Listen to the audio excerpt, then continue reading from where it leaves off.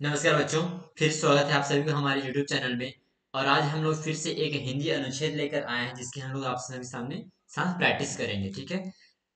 पहले मैं आप लोगों को बता देना चाहूँ, यह वीडियो उन बच्चों के लिए जो अभी चौथी क्लास या फिर पांचवी क्लास में है और हिंदी माध्यम में जवाहर नवोदय विद्यालय सिलेक्शन टेस्ट का प्रिपेयर कर रहे हैं और उसी माध्यम में देना चाहते हैं। आप सभी को ये भली भांति ज्ञात है कि हिंदी अनुच्छेद जो है, जो नवोदय विद्यालय सिलेक्शन टेस्ट होता है, उसमें 20 क्वेश्चन इसके आते हैं। 20 क्वेश्चन आते हैं। ठीक है। तो लगभग लगभग 5 पैसेज रहते हैं, 5 अनुच्छेद रहते हैं, जिसमें से आपको हर पैसेज में चार चार क्वेश्चन होते हैं। तो टोटल होता है, हो गया हमारे पास 20 क्वेश्चन, और ये जो है 25 मार्क्स का होता है। 25 नंबर का ये क्वेश्चन पूछा जाता है। ठीक है। ये काफी आसान होता है, तो आप सभी कोशिश करिएगा इसको ज्यादा से ज्यादा प्रैक्टिस करें। हमारे YouTube चैनल में आप सभी को इसके काफी सारे उदाहरण मिल जाएंगे। लगभग हम लोग 40 या 50 लगभग हम लोग वीडियो आप लोग अपलोड अपलोड करेंगे आप सभी प्रैक्टिस करने के लिए। ठीक है। अगर इससे पहले भी काफी सारे वीडियो अपलोड किए जा चुके हैं, अगर आप उन सभी को नहीं देखे हैं तो आप प्लीज उसको देख लीजिए। यहाँ पर मेरे बारे में कुछ दिया गया है, आप लोग अगर मेरे बारे में जानना चाहते हैं तो आप इस पेज को और थोड़ा पॉज करके पढ़ सकते हैं। ठीक है। अब देखिए आगे हम लोग देखते हैं कि किसी अनुच्छेद को हल करने के लिए हम लोगों को किस तरह से या फिर क्या क्या स्टेप हो सकते हैं किसी भी अनुच्छेद को हल करने के लिए।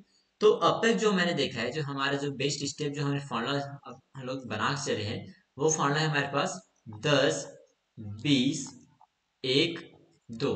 10 20 1 2। और हर पैसेज, पैसेज मतलब क्या होता है बच्चों? पैसेज मतलब होता है अनुच्छेद या फिर अपठित गद्यांश भी बोला जाता है इसी को। ठीक है ना। अपठित मतलब क्या समझते हैं?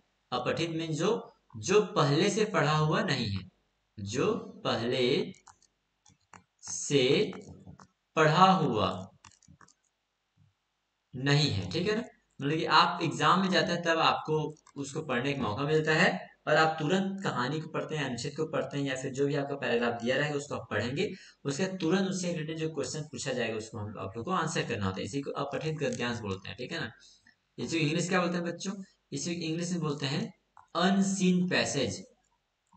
Unseen passage. ठीक है। अनसीन मतलब क्या होता है? अन मीन्स नहीं, सीन मतलब देखा हुआ है, बिना जो पहले हम लोग नहीं देखे हैं। ठीक है ना। अपठित मीन्स अ मीन्स नहीं, और पठित मीन्स पढ़ा हुआ, जो पहले से पढ़ा हुआ नहीं है। ठीक है। ठीक है, हम लोग अपने इसमें आते हैं वापस। हमारा फार्मूला क्या था हमारे बच्चों? हमारा फार्मूला था 10 20 1 2 हर पैसेज कर लो। 10 20 1 2 हर पैसेज कर लो। मेरे साथ साथ दोहराइए आप लोग भी। 10 20 1 2 हर पैसेज कर लो। ठीक है। अब हम लोग समझते हैं कि हमारा फार्मूला है क्या एग्जैक्टली। ठीक है। पहला आता है 10 सेकंड। 10 सेकंड में क्या करना है आपको? अनुच्छेद को जल्दी से एक या दो लाइन उसका पढ़ लेना है। ठीक है ना।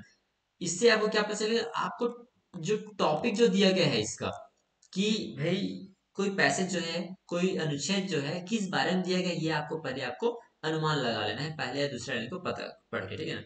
फिर क्या करना है आपको? आपको 20 सेकंड के लगभग समय लगना चाहिए प्रश्नों को पढ़ने के लिए। जो जो 5 प्रश्न दिए गए हैं, सॉरी 4 प्रश्न जो दिए गए हैं, उसको आपको पढ़ लेना है। ठीक है। 4 प्रश्न लगभग होते हैं, उसको आपको पढ़ लेना है। ठीक है।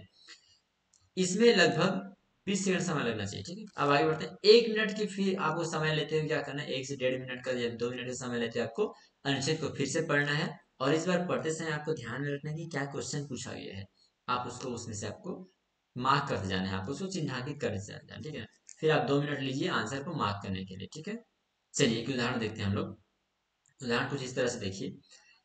एक व्यक्ति की दो पुत्रियां थी। उसने अपनी बड़ी पुत्री का विवाह एक माली से कर दिया और छोटी पुत्री का विवाह एक कुम्हार से कर दिया। तो ये जो प्रश्न है, एक किसी व्यक्ति के बारे में जिनकी दो पुत्रियां हैं और उनका जो विवाह होता है उसी से रिलेटेड कुछ ये पैसेज में दिया गया। ठीक है। आप 10 सेकंड बाद हमें एक और भी मिल गया कि ये टॉपिक किस बारे में दिया गया है, पैसेज जो गद्यांश है।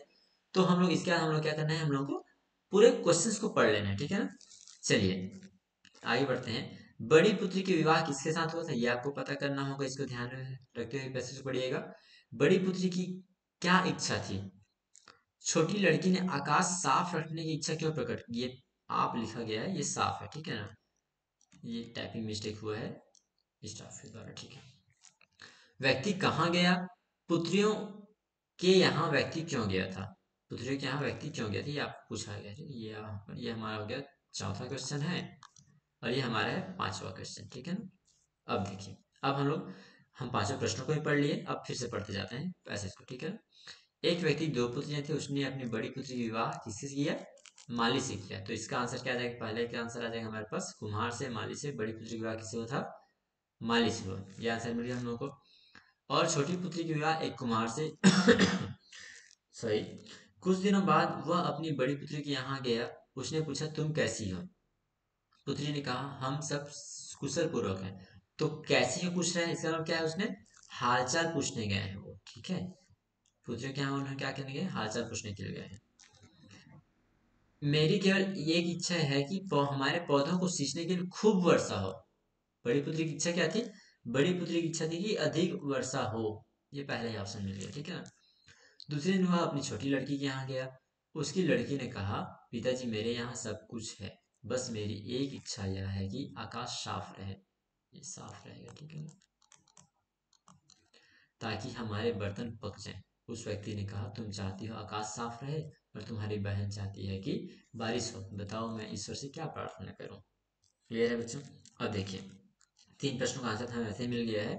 तो व्यक्ति कहाँ गया इसका देखते हैं। बड़ी पुत्री कहाँ, छोटी पुत्री कहाँ, दोनों के यहाँ गया था। तो हमारा डी जो ऑप्शन है वो हमारा ऊपरी उत्तर है, वो सही रहेगा, ठीक है ना। तीसरा प्रश्न को देखिए। छोटी लड़की ने आकाश साफ रखने की इच्छा क्यों प्रकट की? क्यों? क्योंकि उनको क्या करना था, अपने जो घड़े जो है, उनके जो बर्तन उन्होंने बनाए थे मिट्टी के, क्योंकि उनका जो पति था वो कुम्हार था, वो उसको पका सकें। क्योंकि उसे कहीं जाना था तो ये तो गलत है, क्योंकि उसे कपड़े सुखाने थे ये भी गलत है, क्योंकि बर्तन पकाने के लिए मौसम का साफ होना आवश्यक होता है। ये हमारा ऑप्शन जो है सी ऑप्शन, ये हमारा सही लग रहा है, ठीक है। देखिए बच्चों, इस तरह से हम लोग हमने जितने भी क्वेश्चन आए को उसको हम लोग जल्दी से जल्दी हम लोग सॉल्व कर सकते हैं, ठीक है। मैं आपको फॉर्मूला फिर से बताता हूँ। फॉर्मूला हमारे पास क्या है? 10 20 1 2। 10 20 1 2, हर पैसेज कर लो, हर पैसेज कर लो, ठीक है बच्चों। ये फॉर्मूला आप लोग याद रखिएगा और ज़्यादा से ज़्यादा प्रैक्टिस कीजिए। प्रैक्टिस करने के लिए आप हमारे बाकी वीडियोस को भी देख सकते हैं। बहुत जल्द हम मैथमेटिक्स और जो मेंटल एबिलिटी होता है, मानसिक योग्यता और गणित, दोनों की वीडियो भी आप लोगों के सामने अपलोड करेंगे, आप लोगों के लिए लेकर आएंगे, ठीक है।